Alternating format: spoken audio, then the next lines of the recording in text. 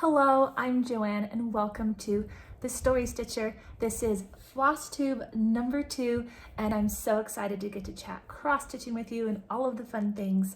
And as you can imagine, I recently posted my very first Flosstube and I am blown away with the kindness, the encouragement, all of the comments. You heard it said before, what a wonderful and warm community this is.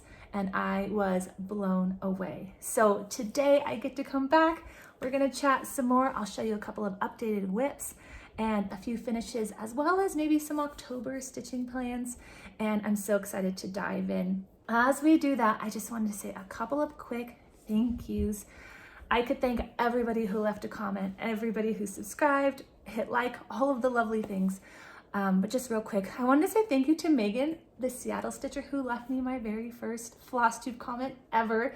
That gave me such a smile, so thank you to Megan, as well as the Periwinkle Stitcher, who left me my second comment. I was just sort of walking around thinking, wow, this is amazing. So blessed by you ladies and everyone else who popped in and said hello and just left such kind words. Also to my husband, he left me my third comment.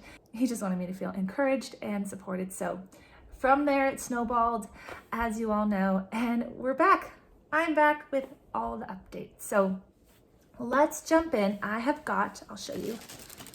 I have my basket. This is where I keep all of my projects. It's just a little basket I got at the thrift store many years ago. And it holds my project bags. So these are my project bags, and this is whip number 1. I thought it would be fun to begin with my newest start, and it's the Little Women pattern. So let's take a look. Last time I posted, we chatted about the pattern. Whoops, I need to turn it around real quickly.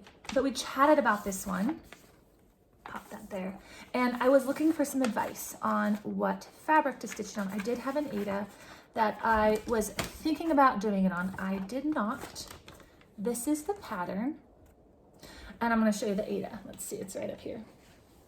This is what I was thinking about doing it on. I do think the colors are really close, and I just wasn't ready to commit. Everybody left so many great comments about their tips and suggestions. So what I ended up doing is starting this on a 28 count Jobelin in the color, I have it here, in the color coffee. This is actually the other half of the fabric that I got, so just divide it in half, it's the right size. And so this is the pattern. Aren't they cute? I love it. I decided to start at the top, and this is what I have. I've done the first part of the border. It looks a little crickety, it's just tension in the hoop. And then I've started the house, and this is such a fun stitch. I am loving every minute of it. Gonna try to get a little closer for you. Got the little smoke coming out of the chimney. What I really love about this pattern is just the detail. It's very sweet and whimsical, and it's just getting started. So that's where I'm at. Very sweet. I figured I'd work from the top down, and I was sort of undecided about how I wanted to do that. Should I do a center start? Should I do the border first? And I was hanging out with my mom. We were having a little stitching weekend, and she suggested that I start with the elements on the inside. I know other people would start with the border first and get that in really neatly, but that was my mom's advice. She's been cross-stitching for a long time, so I thought, hey, I'll do that. And I'm really happy with it. I'm excited to fill in the rest of the border. I think this bow is so cute, and I am loving the fabric that I ended up doing it on. I just have it here in the hoop. Loving it. And a couple of thoughts that I wanted to, or questions I should say, that I wanted to ask you. One is, I am struggling to get my hoop tension. As you can see, it's pretty loosey-goosey, very tight. This is as tight as it will go. I think to myself, what techniques are there that I can improve upon this? Because I would like this to be more tight like a drum, as I know many of you would suggest and that I would like to achieve. So should I do something different with how I'm putting it in the hoop? I'm getting it as tight as I possibly can. I'm tightening this as tight as I can. It just doesn't stay snug. So any recommendations on that would be so appreciated. And I'm enjoying doing this one in the hoop. I will show you the flosses, all the floss, all the colors. This is the color palette. It's gorgeous. It's one of those stitches where it has a lot of colors and each color really only has a few stitches, but I figured it was great to build up my stash anyway because these colors are incredible. So I'm thrilled to have all of these on hand, even if I just use, you know, a strand or two. I am stitching it 2/2 again on the 28 count, and this has been such a delightful start. So picked this up a couple days ago, and that is my progress. Next time you see this, it will be farther along, and I can't wait to show you how Little Women is coming along. And just loving, thinking about the story, you know, thinking about the movies, whether it's the Winona Ryder version or the 2019 version, maybe whatever your favorite version is, it feels very nostalgic. And so I'm enjoying it for that reason as well. There's something about Little Women, I think, that takes most of us back to a very sweet time, many, many sweet memories. So the girls, all 4 of the March sisters, hang out in my project bag. And I showed this last time, or I showed these last time on my channel, and a couple of you asked about them, and I know some of you wanted to get them. And so they do have the 2 zippers, which I really, really like. They're mesh. I will put the link below to where they're from Amazon. I'll put the link below.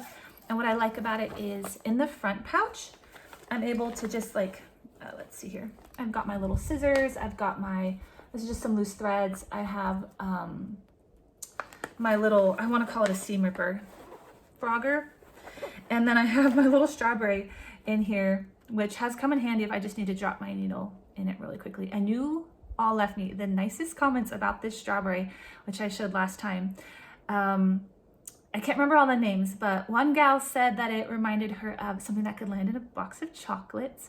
Another mentioned that it looked like the strawberries that came out of her husband's garden. And someone else said that I could put it on a little Valentine's tree. So I loved all the tips, all the suggestions for the strawberry, which was one of my finishes in my first floss tube. So thank you everybody for all just those fun comments. So that's project number 1. Number 2, let's go ahead and show you a FFO. So I did show you the goose last time. I think he might have been so beloved. He got a lot of comments. I think everybody loves the goose as much as I did. And I showed you that thrift store frame. So today I'm gonna try and see if I can do it without a glare. You can see my little background there. There's my basket. How can I get him with less glare? So a story about the glass. Speaking of the glare, when I framed this, I tried with every fiber of my being to get this glass out. It was a thrift store frame, $5.99, couldn't resist. I just thought it was so cute, and I figured it'd be adorable with this black goose.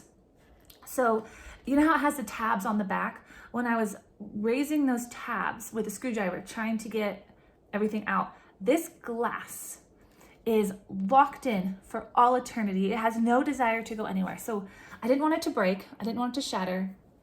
You can see my basket. So there is a glare. Sorry about that, guys. I just could not get that glass out, but isn't he cute? I think once it's on the wall and it's not in direct light, I don't think the glass will be a problem. And I've actually been keeping it, I'll show you, right there, where I think it looks really, really cute. That's Mr. Goose, all finished and framed. So excited that I found a frame for $5.99. And that is my 3rd ever cross stitch. So that was the 3rd project that I did. This is actually the first.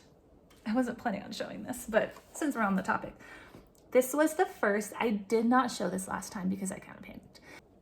That's the first cross stitch that I ever did. And I finished this. I started it on August 1st, which was my mother's 70th birthday. And she is a cross stitcher. She took a 10-year sabbatical from cross stitch, lost her stitchy bug, as many of you know or can relate to. And so somewhere around that day, she was turning 70 and I had just been learning to embroider, and I really wanted to cross stitch. I got this stitchy bug and I didn't really know why. And so I grabbed this pattern on Etsy. It's just a little mushroom jar. If you're interested, I can send you the link. If you want it, let me know. Drop me a comment. If I forget any links, just drop me a comment and I will send you whatever link you would like. And it was adorable. It probably cost about $2 on Etsy.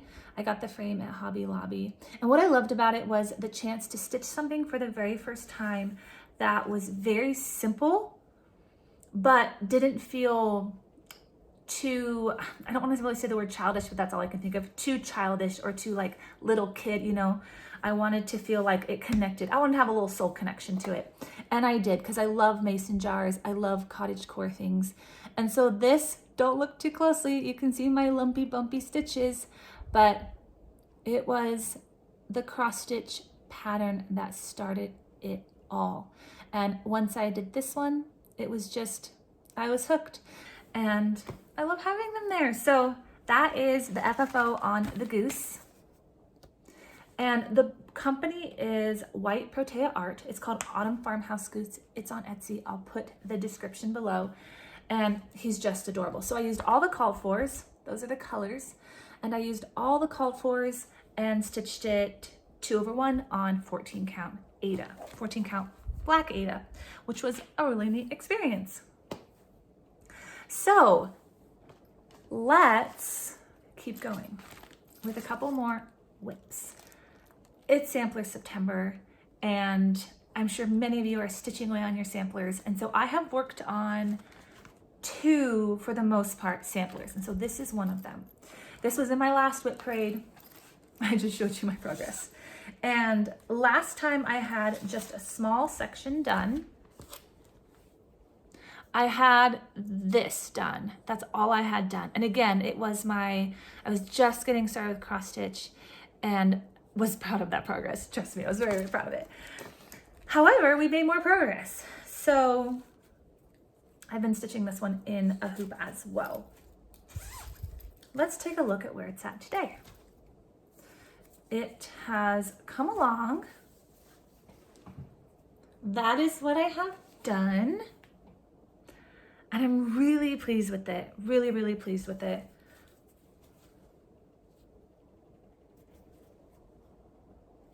I just think it's super sweet. I love it as a starter sampler because I would say it's forgiving for someone who isn't as experienced. If you're like me and you are not as experienced, or you're thinking about getting started with samplers or whatnot, I really enjoyed this one because it is forgiving, because all of the pieces are, you know, they're individual, they don't connect. So I feel like it gave me a little bit of grace if anything went awry. I was able to just isolate it to that single motif. So very cute and progress made. I did end up changing the colors of these berries. They're green, I think, in the original, and I was just feeling like some red, I guess. So I am stitching this on 14 count Aida and 2/1, as you can see. And instead of doing the called fors, I'm doing my own color conversion, really just with the goal of matching it as much as possible. So I just pulled from my stash to match the colors, which has been great. And it's been really good for me as I've been getting started. Using some of the flosses that I had in my stash was very, very helpful. So this one is called the True Love Sampler. It's another Etsy pattern. And what I think I'm gonna do, so that was my September progress so far. I think what I'm gonna do now is I feel like I am going to set this one aside for a little while because we're right on the cusp of October.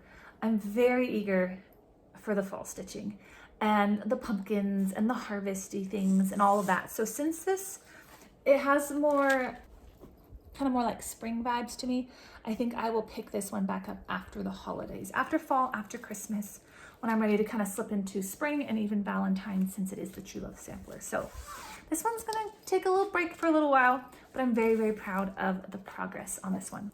Okay, the next sampler is the Homeschool Sampler. You also saw this one last time. It is so cute. I'll put the picture up there so you can see it really well. And this one is by the designer Posey, who is also the designer of the Little Women pattern. The designer's name, I always forget to say, is Alicia Paulson. So that's the brand. and so cute on this one. What I liked about this one is it was a very simple sampler to make. And I do have a full finish on it. I'm gonna show you here. I got this one framed. I didn't get it framed. I framed it myself last night. But I got this at an estate sale. I'm actually gonna show you some other frames at the end with a little bit of haul. This is one of them that I got at an estate sale. It's solid wood, so I'm really excited about that. And each one was less than $1 because I just bought a little bundle. But I'm gonna show you something about this sampler that I'm very proud of. So I'm tempted not to show you my stitches too closely, but I'm going to do so now. Where this half I stitched probably 3 weeks in from making that little mushroom, and this was like 3 weeks later. And so I stitched all these without really thinking that my stitches needed to go in the same direction. I didn't quite know that yet. I was just getting started, so I was focusing on, as you know, counting. I could count, just not when I cross stitch, it seems. So I was focusing on counting. I was focusing on, you know, floss and fabrics and many, many things. And so as far as that learning curve went, I wasn't quite prioritizing having my stitches be even. I am now. So on this side, let's see here. These are pretty haphazard. I'll kind of get you sort of close. So you can see that they're sort of going every which way. And they're cute, but I realized maybe I could do better. And so on this half, the pencil over is actually when I started making all of my stitches go in the same direction, which I'm very proud of. And it's not perfect, but now you can see, especially, I feel like, I don't know, the book, I didn't get the best coverage on the book, but let me show you the cabin. I'm really happy with how that little cabin turned out. All my stitches are going in the same direction. That's a victory for me. So this is a sampler where I'm really seeing a progression of maybe technique and skill, whereas if I was a girl, you know, in the 1800s or the 1700s and I was stitching on a sampler, that's part of the process, right? Of showing your skill, showing what you're learning, showing, you know, this art form. So the fact that this kind of has a before and an after, I'm actually kind of happy about that because I think it gives it a little bit of character and I think it gives it a little bit of personality. That's the homeschool sampler. This one is free. This is a freebie. So I showed you this in my first Flosstube as well and just love it. So cute. I think my favorite part is the apple and probably the bird standing on that bumpy little heart. So that's the homeschool sampler. And this is my second fully finished piece. Okay, let's see where we're heading. Alrighty, tidy. Okay, one other sampler that ended up not being a sampler. We're gonna chat about Brouhaha. This is Brouhaha. Absolutely adorable. And I had a few troubles with him. So you saw in my last video, I was having kind of some coloring questions and some different things. And what I ended up doing is I have finished him, but not as intended, not as pictured. I pivoted. I have finished part of him. And I'll tell you why. I was having a couple of fabric troubles. One is because I was using sort of like a fiddler's cloth, which was very difficult. For me, it's been difficult with my stitches because my stitches, instead of laying on top, as it would with something with a tighter weave where your stitches are more resting on top of the fabric, with that more open weave, my stitches were getting really ingrained with the fabric and I was trying to be really careful with tension. To make a long story short, I was just having a hard time getting my stitches to cooperate. So I decided to pivot, I decided to adapt. What I've done with him is I've cut him out. I cut out what I had where I realized I'm ready to pause instead of maybe like fighting the process. And I got really inspired by, I wanna say it's Lori of Not Forgotten Farm. She makes a flat pillow finish. And so I decided to do the same. And I wanna show you something. So I did a flat pillow finish. This is the finish. It is filled with sawdust, and you can kind of see where I sort of adapted. There he is. He's so cute. I still love him and adore him. The other thing that I did is I filled him with sawdust and also cinnamon. So it smells amazing. He smells like autumn. And what I do is I keep him, I have this little apple bowl that I got at Hobby Lobby. It has some pins in there.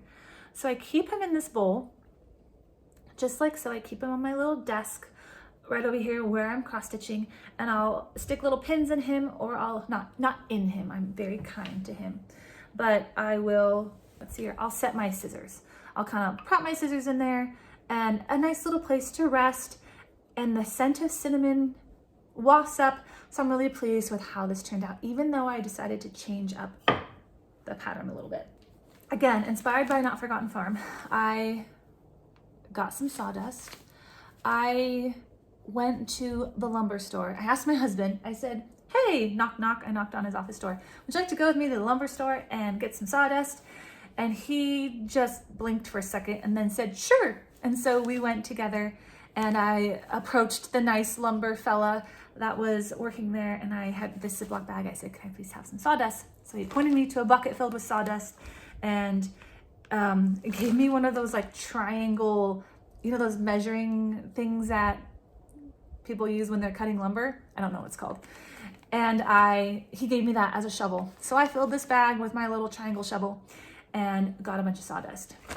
And then again, I'll keep this on hand for making more of these flat finishes because I absolutely love it. I think he turned out so cute. And again, just enjoying so much that cinnamon smell. So I do want to get some natural sawdust, some organic sawdust. And so my son, he was cutting a bunch of trees. He works at a camp, so he's like cutting a bunch of fallen pine trees. And I said, oh, I meant to ask you for sawdust. And he's like, you should have asked me because I had a ton of pine tree sawdust. So very, very soon, I'm probably going to replace this with like the natural pine stuff, and maybe it will even have an extra wonderful smell. So I'm happy with how that turned out. And it's taught me that it's okay to pivot. It's okay to adapt. And when we're working on a project, if something isn't going perfectly right, you know, or maybe we're not just maybe hitting that groove as much, to adapt, to pivot. And I'm very, very happy with it. Speaking of autumn, I have one more whip to show you. Last time I turned all of my patterns around, and I forgot to do that this time. So I'm trying very hard not to show you guys the actual pattern. There is pumpkins for sale. I love this one so much. It's just cute as a button. And last time you saw that I had done the sheep up here, I did the sheep and the tree and the fence. And so this one is another Etsy pattern. It's called Stitches Through the Years. This one I am stitching on 28 count even weave in the color China Pearl, which is the same color as the homeschool sampler.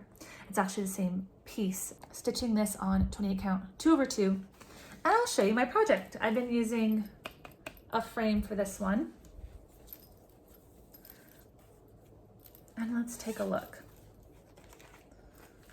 These are the flosses, which I forgot to tidy up. So they're looking a little sad, a little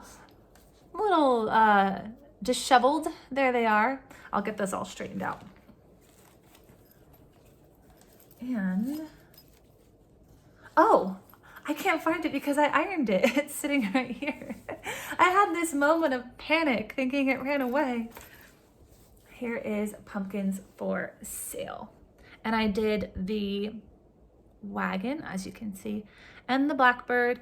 So the other time I had just these upper leaves, and so I took the leaves down and did the blackbird sitting on the pumpkins in the little cart. This has been a fun stitch. This was only a couple of days as far as stitching goes.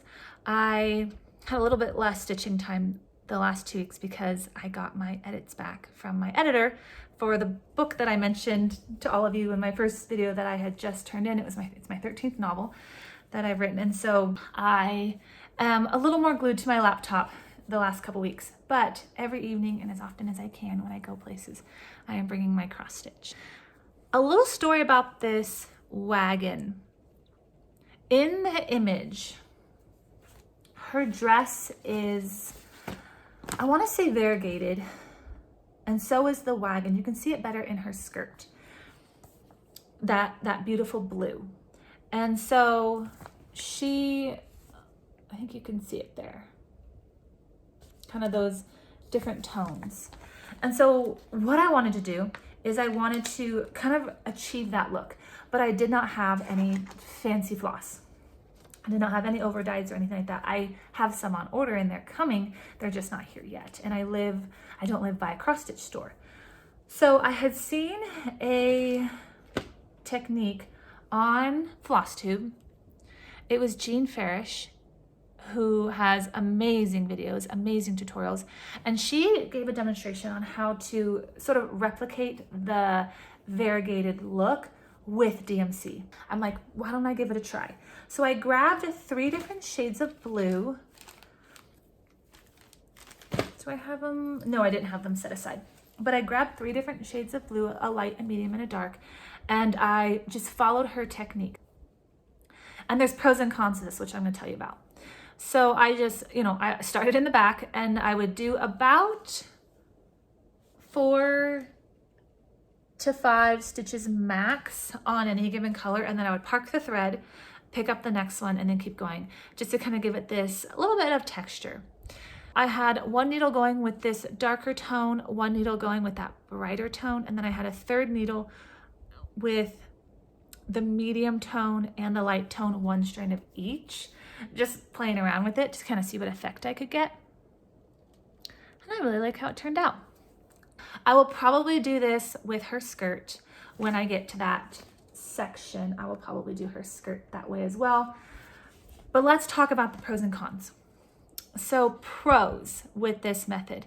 It is very, very handy if you don't have an over-dyed floss or a floss that sort of changes tone.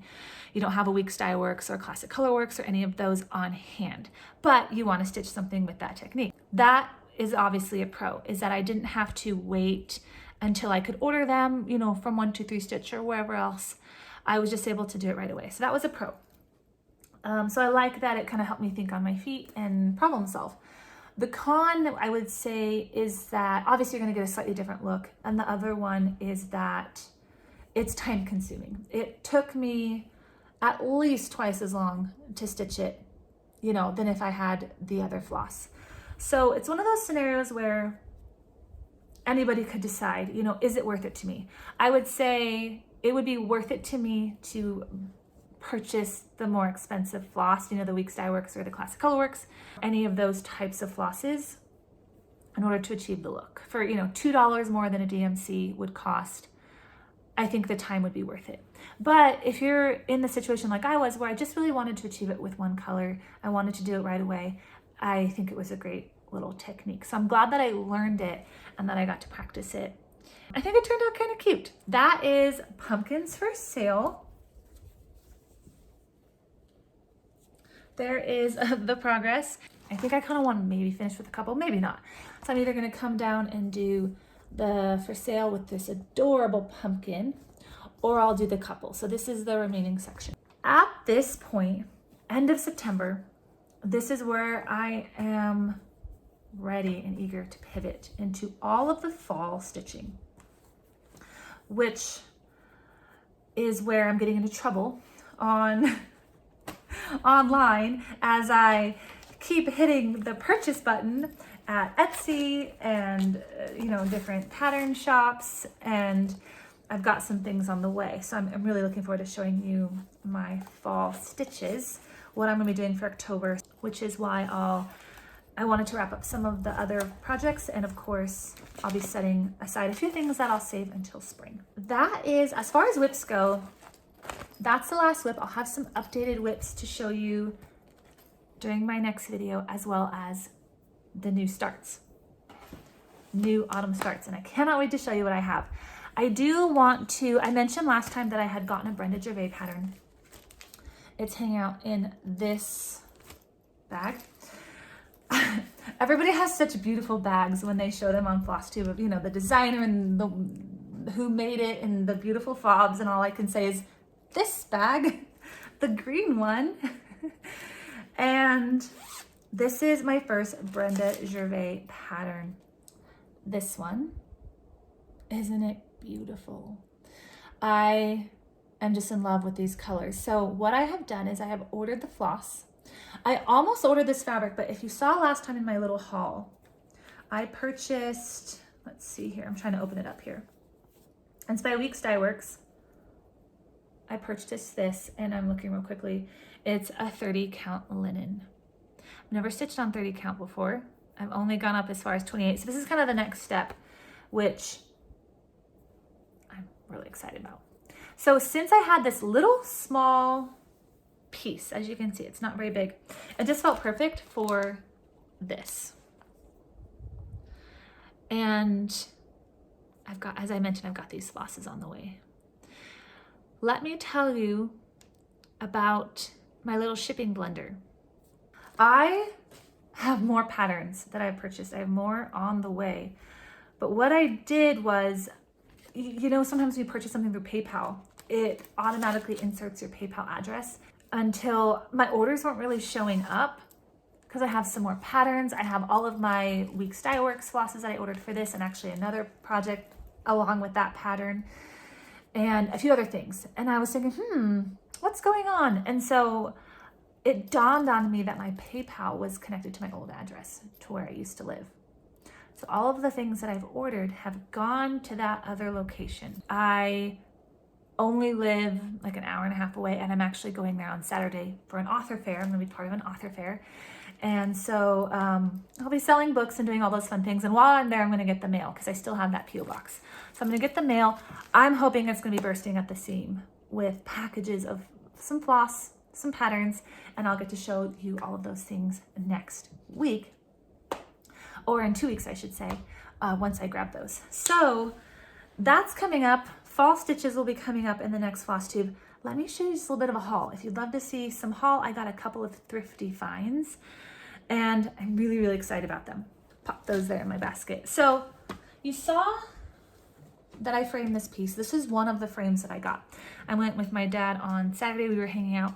We went to an estate sale, and I got 3 of these frames. They're all the same. These ones are long, whereas this one, of course, is smaller, so different size.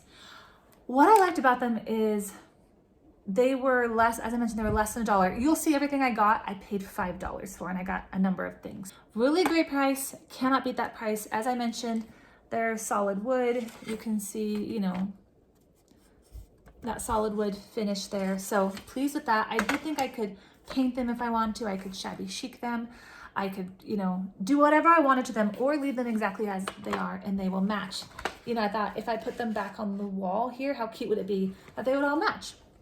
And sometimes I see patterns that are either a very long, you know, skinny sampler shape, or sometimes you see a type of, you know, horizontal, cute little series of motifs. So I thought these were a little bit more of an odd shape, so I was very pleased to grab those. I found them in the basket at the estate sale. Other thing that I found is in the bedroom of the estate sale was where all the bedding was and the doilies and all of those good things. And so I dug through the big stack of doilies, and I found some linen.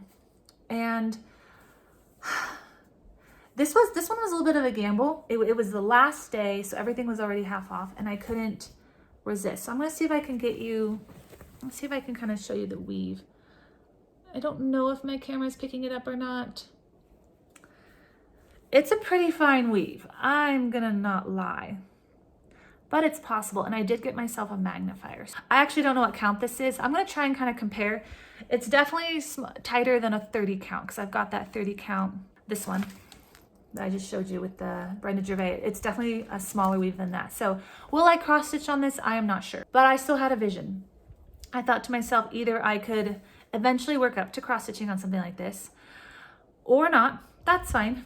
If I had magnifying, I think I could do it, and I again have that coming. The other thing that I thought I could do with it is dye it if I wanted to do some more fun with dyeing. I did dye some Aida last month. You saw this one, I keep saying last month, last Flosstube.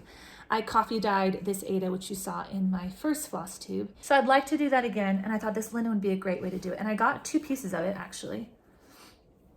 And if I don't cross stitch on it, if I just realize this is not quite ready to be cross stitched on by me, I can still dye it and I can still have a lot of fun with it. And I also thought that, I wish I could show how pretty this weave is. I wish the camera was picking up the tones. It's beautiful. And it's a good size. It does have these designs on the edge, which I could either leave or take off. That's how big it is. This is the first one. And I've seen linen go for quite a chunk of change. So I thought, why not dye this linen myself? Here's the size of the second one. This one also has a design, which I could leave or take off, either way. But I could leave it this color, or I could dye it. I'll play around with it. And if I decide that I don't want to cross stitch on it, I could use it for embroidery, because I've been learning to do that as well, and I thought it might make a cute little embroidery, maybe a pattern by Not Forgotten Farms, because I have my eye on some of those. So last thing I got at the state sale was this, and it was all tangled up in some thread, which is why I think it was still there. It was like wrapped in thread in this pile. So I just rescued it. It's a 5x9, and it was just a sweet little shape. Again, it was all in my bundle with the frames for $5, so why not? I thought this would be a really, really cute finish. Who knows for what? I was thinking about maybe doing the primitive hair. They have those adorable figures of cotton, linen. I don't remember the other ones, but I thought one of those girls would look adorable in this as a finish for October. So maybe next month you'll see this again. And yeah, I just love the shape. So those are the things that I got at the estate sale. And then while I was hanging out with my dad, he loves to yard sale, and I got to show you some of these things that he helped me gather for some possible floss drops. No, needle minders. Not floss drops, that would be bizarre. But I'm going to insert a picture here of his collection. So he likes to metal detect and thrift and yard sale, and he likes to find old coins and old jewelry. He's one of those, he's retired, he loves to search for gold and silver, and then he, resells it or trades it for different coins. It's just a hobby that he really loves. So he has these bags of miscellaneous items that for him don't have any monetary value. They're just little knickknacks at this point. And so he let me go through them. I explained to him what a needle minder was. And so once we did that, he let me pick out a couple of those charms so I could have any that I wanted in the bag. So I don't know when I will turn these into needle minders, but I want to start a little collection. And so then one day I could have a needle minder making day. So I got this cute little mushroom. I want to say it's called abalone, right? How pretty is that little mushroom? There was this little vintage angel pin, which I thought would be sweet either for a Christmas stitch or if I do, like a lavender and lace angel or an angel at some point. I thought she was really pretty. She's a little yellowed, but she's an antique and just the right size for a needle minder. He already ground off the back for me. He went into his little workshop, ground off the back. So he did the same with this one. This is a little Disney one. It says, oops, it's upside down. Main Street, USA, you've got Mickey riding the bicycle. I thought that was cute. And then this one is just a little Christmas one. It was an earring, little Christmas tree. Maybe that would be a cute Christmas needle minder. I still need to get some magnets. This one, I'm saving my favorites for last. This one, I'm not sure if I have the heart to turn it into a needle minder. It is a 1-cent penny from the Netherlands. I'm gonna try to see if we can show you that 1 cent. There's the back. And so I told my dad, I said, Dad, I don't know if I could glue a magnet to this. And he said, well, it's bent. It's like really bent. He's like, it doesn't actually have any coin value. And I trust his expertise. It's from 1878. So I don't know if I have the heart to put a magnet on this. But then there's another voice in my head that says, Joanne, this is just going to sit in a bag somewhere. It's just going to sit somewhere. Or you can enjoy it all the time. So I'm deciding. Last are these two. This little cameo. Isn't that cute? I think she'd be really pretty as a needle minder. And then the last one. This one's probably my favorite. Maybe for a Wild West stitch. Look at this little pistol. It's so pretty, and the detail is really actually quite stunning. So maybe if I was doing like a Wild West cowgirl kind of stitch, my little Wild West pistol would be sort of cute as a needle minder. I don't know. It's a little bit of an odd size. If not, I might do something else fun with it. So that's that. That's my haul, all my thrifted items and everything else. And so thank you. Thank you for watching. Thank you for being here and hanging out with me. I will be back in a few weeks with some more stitchy updates and some October starts, and appreciate you being here. And I will look forward to seeing you in the next video. And if you haven't yet said hello or dropped a comment, please do.